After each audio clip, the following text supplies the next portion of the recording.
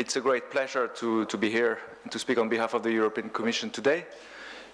As you know, there is a renewed attention in Brussels on the Western Balkans.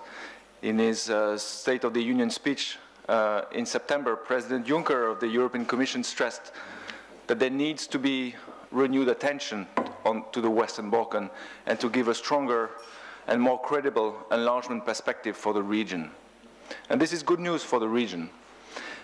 But this means, of course, that there is a need for continuing and accelerating the reforms that are going to lead to eventual EU accession, hopefully in the near future for the region.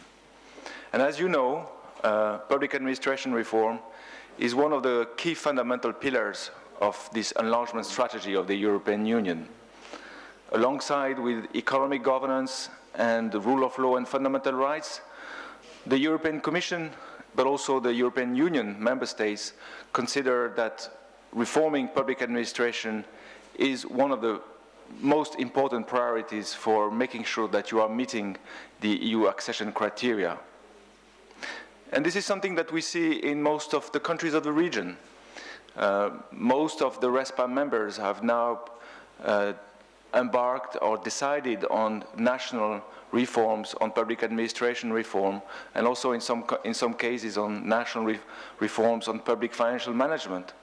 This is very much welcome, and we hope that all ReSPA members will soon adopt their national PAR strategies, and in some cases also their national PFM strategies.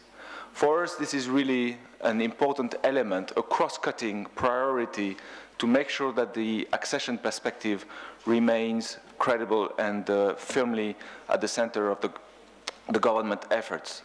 And this is not only words that, or speeches. As you know, the European Commission is putting a lot of its financial resources to support the national reforms of all ReSPA members that have national reforms on public administration reform. We have committed important funding through budget support operations in most of your countries, and we hope that when the other complete their national reforms strategies, we will be also able to support them with the funding. So the message from the Commission is, of course, that it's first and foremost a national priority to implement public administration reform. But we see a lot of value also at the regional level. And that is why we are supporting very much the work of ReSPA. As you know, and as the Deputy Prime Minister just mentioned, there is a lot of value in regional cooperation, and this is a full and important element of the accession process in terms of developing and encouraging good neighborly relations.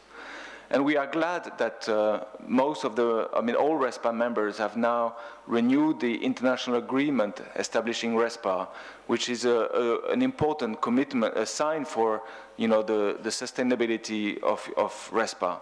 And we hope that all countries of the region will be able to eventually join the international agreement establishing ReSPA.